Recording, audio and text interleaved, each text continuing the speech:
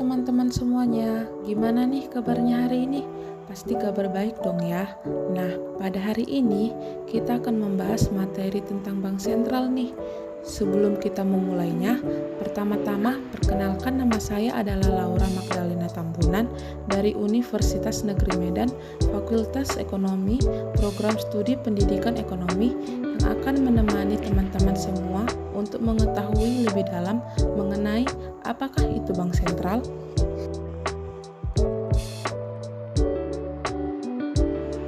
Baiklah, tidak perlu berlama-lama, kita akan langsung memulai materinya. Materi yang akan kita bahas pada hari ini yaitu terbagi menjadi 4 bagian. Yang pertama, pengertian dari Bank Sentral. Yang kedua, sejarah singkat dari Bank Sentral. Yang ketiga, fungsi-fungsi dari Bank Sentral. Dan yang terakhir yaitu mengenai tugas-tugas dari Bank Sentral.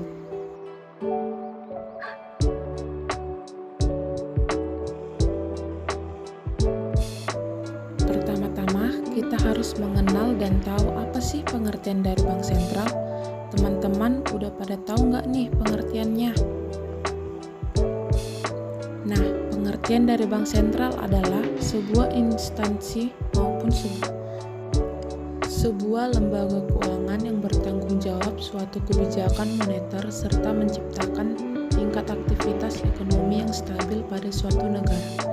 Bank Sentral sendiri sudah menjadi sebuah lembaga yang sudah dimiliki oleh para pihak swasta pada suatu pemerintahan negara, memiliki tanggung jawab atas stabilitas mata uang, menjaga tingkat inflasi, stabilitas sektor perbankan, serta seluruh sistem keuangan pada sebuah negara. Setelah kita tahu apa yang dimaksud dengan Bank Sentral, kita juga harus tahu nih apa saja sih peranan dari Bank Sentral dan Bank Indonesia. Peranannya yaitu, secara singkatnya, Bank Indonesia yakni membuat serta menjalankan kebijakan moneter untuk mengendalikan jumlah uang yang berjalan di masyarakat sehingga harga pada barang serta jasa dapat masyarakat terkendali. Kemudian dalam mengatur serta untuk menjaga kelancaran pada sebuah sistem pembayaran. Sistem pembayaran yang diatur menjadi sebuah sistem pembayaran tunai serta dalam non-tunai.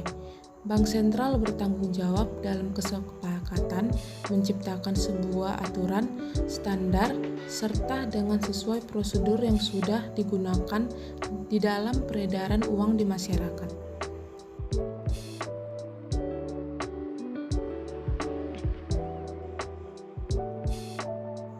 Setelah kita tahu apa pengertian dari Bank Sentral dan apa sajakah peranan dari Bank Sentral itu, kemudian kita juga harus tahu secara singkat gimana sih sejarah singkat dari Bank Sentral.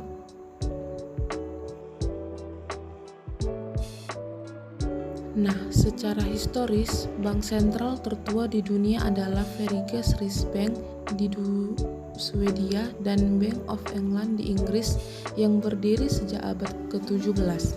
Perjalanan sejarah Bank Sentral kemudian mengalami perubahan yang signifikan pada abad ke-18, ke-19 hingga ke abad 20. Dan di Indonesia sendiri, Bank Sentral yang pertama didirikan dan dikenal dengan nama De Javaanse Bank.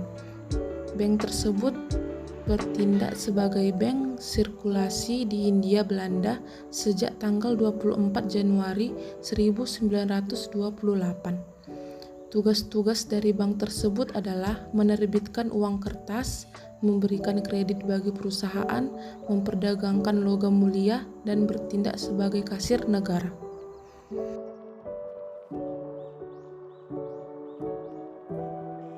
Setelah kita mengetahui 3 poin di atas, materi selanjutnya yang akan kita bahas yaitu tentang apa sajakah fungsi-fungsi dari Bank Sentral itu sendiri. Bank Indonesia sebagai bank sentral di Indonesia juga memiliki beberapa fungsi sebagai berikut, yaitu yang pertama, memperlancar laju lalu lintas pembayaran.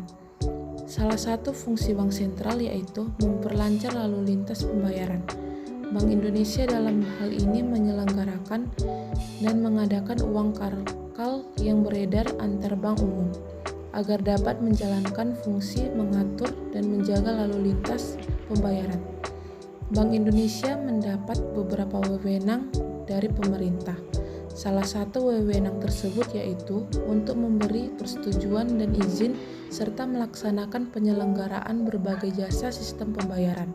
Selain itu, Bank Indonesia harus mewajibkan para penyelenggara jasa sistem pembayaran untuk menyampaikan laporan tentang kegiatan mereka.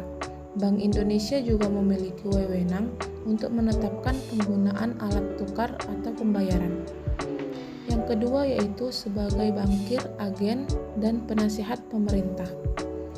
Sebagai bankir, fungsi bank sentral di Indonesia yaitu melaksanakan transaksi yang berhubungan dengan jual beli valuta asing. Selain itu, Bank Indonesia menjadi lembaga yang menerima pembayaran pajak dari pemerintah serta membantu pembayaran pemerintah dari pusat ke daerah-daerah.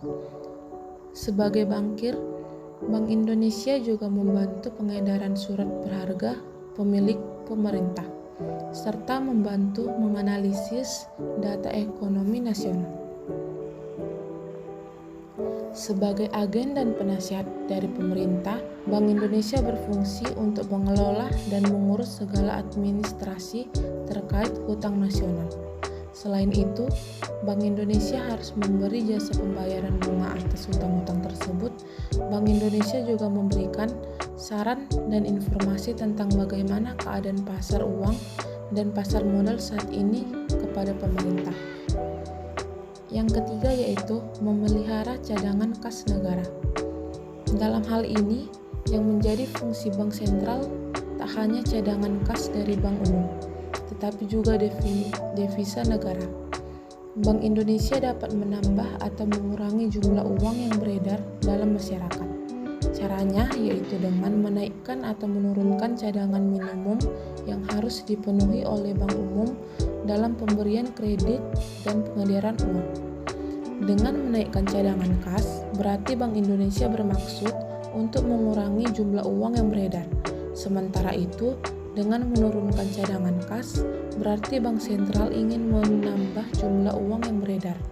Hal ini saling berhubungan, yaitu karena tingkat tinggi cadangan kas, bank tentu harus menahan lebih banyak uang dan tidak bisa mengedarkan begitu saja. Bank Indonesia tak hanya berfungsi sebagai internal, yaitu mengurus peredaran uang dalam negeri. Bank sentral ini juga berfungsi sebagai eksternal, yang mengatur segala hal terkait pembayaran internasional. Selain fungsi-fungsi di atas, Bank Indonesia juga dulunya berfungsi untuk mengawasi bank dari berbagai perusahaan yang bergelut di dalam bidang keuangan. Namun, sekarang tugas tersebut sudah beralih menjadi wewenang Otoritas Jasa Keuangan atau OJK.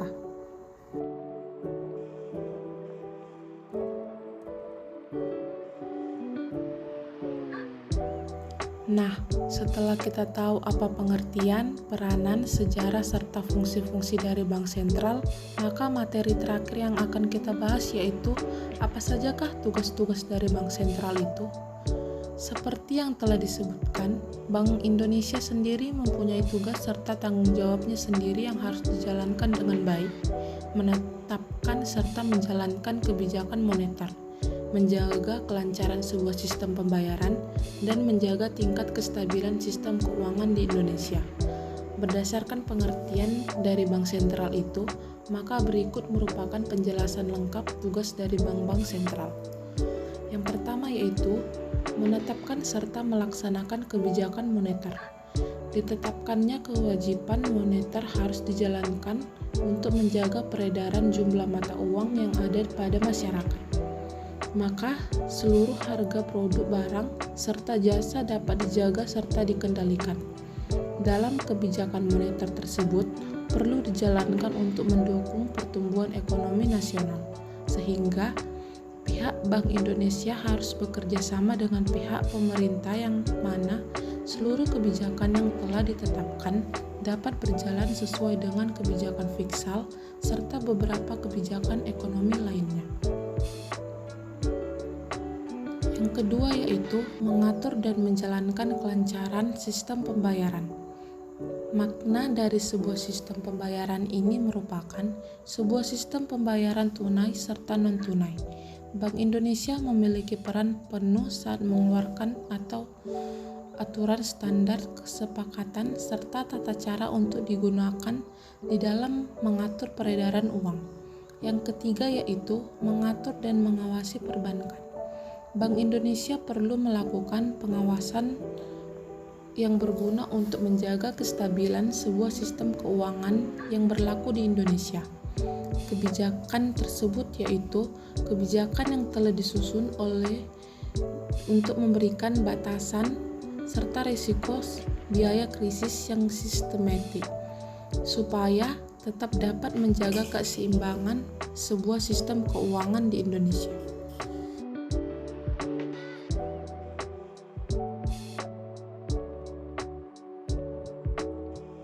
Baiklah, setelah kita mengetahui dan mendengar dengan seksama mengenai bank sentral, maka diharapkan bagi teman-teman semua semakin tahu apa itu bank sentral.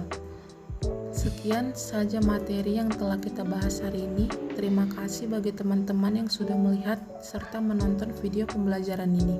Saya memohon maaf jikalau ada kata-kata serta penyampaian materi yang kurang jelas serta berkenan.